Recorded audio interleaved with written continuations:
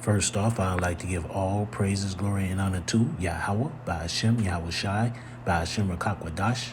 Double honors to those elders and apostles out there from Great Millstone who teach and rule well. A lot of respect to you brothers out there on the highways and byways preaching this truth around the four corners of the earth. And salutations to the hopeful elect that you guys may be sealed soon. And hopefully by the mercy and grace of Yahweh, by Hashem, Yahweh Shai, all those brothers and sisters that's in the truth, all the elders and apostles that's been teaching and ruling well, hopefully we part our elect. With that being said, this is your brother Dawaba from the branch of GMS here in Chicago, coming right back at you with a little lesson. And as you see on my phone screen here, I got a article from Axios, which was published on January 28, 2023, which was Saturday. And it says, Yellen warns of debt ceiling catastrophe for the U.S. and beyond, written by Hans Nickel, author of the Axios Sneak Peek. And, you know, in the little handwriting there, it says, Janet Yellen, Secretary of Treasury, listens during a meeting with Zambia President Hakainde Hichilema in Washington, D.C. photo. You know, but that's neither here nor there. But here's the, I'm finna read the article.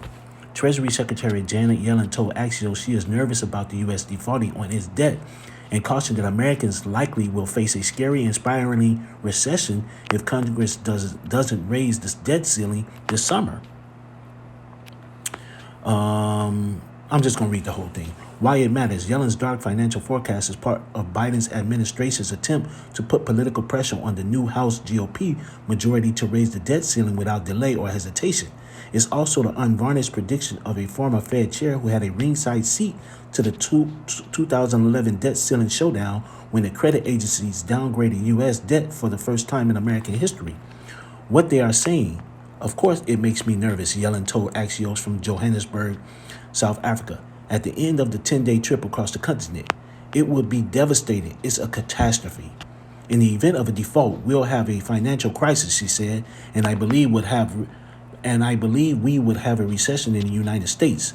If the government were unable to issue debt, the economy would go into a tailspin. Spending would have to decline to match the tax revenues, Yellen said, depriving the government of any ability to juice the economy with stimulus. Then fear might run loose, making consumers too scared to spend, a scenario Yellen called psychological consequences that could further impact spending and deepen recession. So I'm going to stop right there. But I want you to go to this point. It says right here, spending will have to decline to match the tax revenues. So what that means is the government wouldn't be able to just pull. They would have to stop pulling money out of thin air. They would have to sit up here and use the money from the taxes that they deal with people to sit up here and pay for everything instead of pulling that money out of thin air. You know, instead of just printing money printing money to print it, they would just have to use the taxes that the people pay to pay for everything. But then guess what's going to happen? If they do that, guess what they're going to probably end up doing? They're going to raise the taxes on the people who are paying taxes, which could go anywhere. Whether if you're paying 15, 20%, just imagine you paying 35, 40, 50%. They taking half your check before you even get it. And that's just a scenario. That's not say they're going to do it.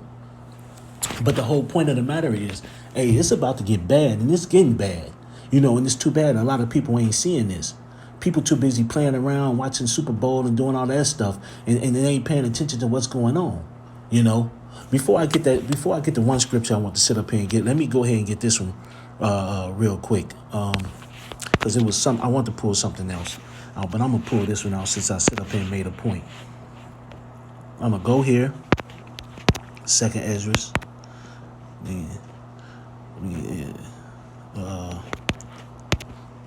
9.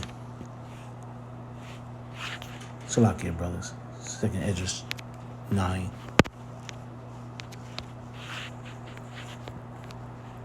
Just going to read the first 4, and then I'm going to go to the other scripture that I want, since I sit up here and mention. This is 2 Esdras chapter 9 and verse 1. He answered me then and said, measure thou the time diligently in itself. And when thou seest part of the signs past, which I have told thee before, then shalt thou understand that it is the very same time wherein the highest will begin to visit the world which he made. Therefore, when there shall be seen earthquakes and uproars of the people in the world, then shalt thou well understand that the Most High spake of those things from the days that were before thee, even from the beginning. And we're measuring the time. And we're sitting up here seeing all this shit that's happening. Now, you think about it. If this economy crashes, it's going to be a hell of an uproars of the people. It's going to be hell of chaos, mass chaos in the streets. It's going to be nothing but chaos in the street. But we're sitting up here warning our people because we see the times ahead. We're letting people know, hey, the brothers out there on the highways and byways are letting people know, hey, the economy is crashing. They're about to bring in that CBDC, that digital currency. The M to the O to the T to the B is right around the corner. Jacob's trouble is right around the corner. You're about to have civil unrest. All these things people are getting warned over and they're not listening.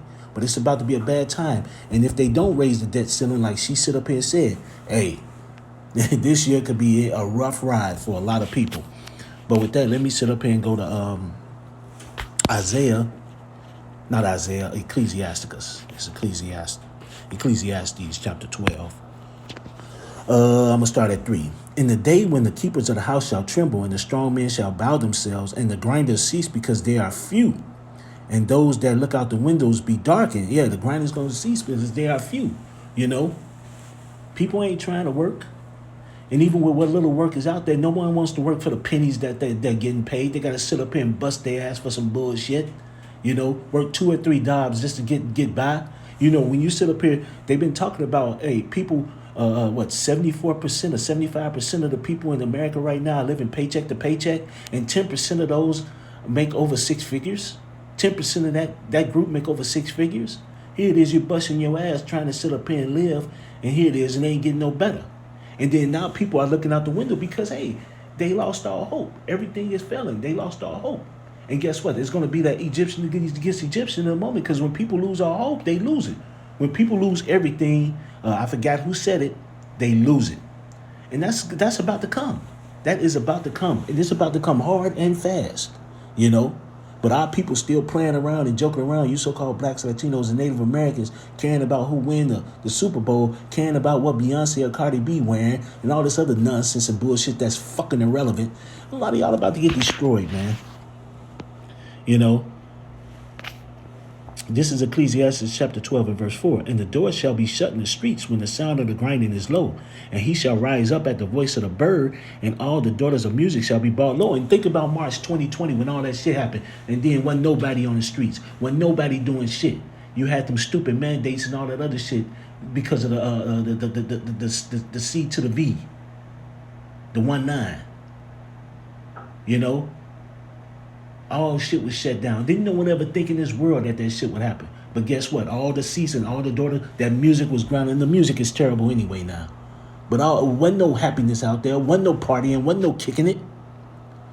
Wasn't nobody sitting up here working. People were stuck in the house. And guess what?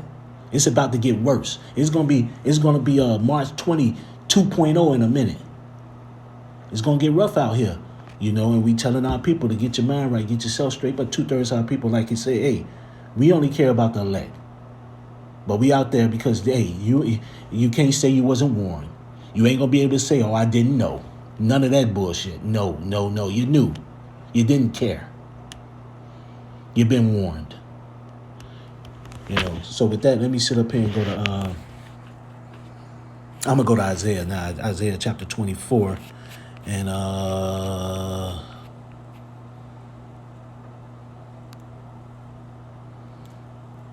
I'm just going to start at 10. The city of confusion is broken down. Every house is shut up, that no man come in. There is a crying for wine in the streets. All joy is darkened. The mirth of the land is gone. And that's what's about to happen. And it's about to, like I said, March 20 2.0 is about to happen. About to be way worse than what it was in March 2020. You know, it's about to be way worse. You talk about dark, you talk about the mirth. You going, like I said before, it's going to be pure fucking hell. Jacob's trouble, civil war, everything. Everything you can think of is about to start happening. You know? And if this economy crashed this year, oh boy. And especially in the summer, I hope it crashed tomorrow, period. Really, I do. You know, we ready to get the fuck up out of here. Hate this goddamn place. But hey, it's about to get bad out here. Really bad. And people gonna find out, hey, city of confusion is broken up. America, a.k.a. Babylon the Great, this place is terrible. Everything is garbage. Everything is turned upside down. Ain't nothing here great. Ain't nothing here good. The only thing good that's gonna come out of this place is when it's destroyed. And it's left to be a desert for desert creatures. A lake of fire. Garbage. That's the only good thing that's gonna remotely be good about this place. Ain't gonna be no joy. The mirth of the land, all the fun that you done had, everything is about to go, you know. But hey, I was sitting up here looking at that article. Well, actually, I listened to it yesterday. I was listening to this, I forgot who it was who mentioned the article. It was a prepper. Might have been MD Creekmore. It could have been Chris Green. Who knows? But I listened to it yesterday, and it just happened to look it up today, and thought I'd say something about it. But with that, I'd like to give all praises, glory, and honor to Yahweh, by Hashem Yahushai, by Hashem Rakakwadash. Double honors to the elders and apostles out there from Great Millstone who teach and rule well. A lot of respect to you brothers out there on the highways and byways preaching this truth around the four corners of the earth. And salutations to the hopeful elect that you guys may be sealed soon. And with that, I always say stay prayed up, brothers. Pray for each other because we're almost up out of here. So with that, I'd like to say Kwam Yasharella and a Bob Ball. Shalom.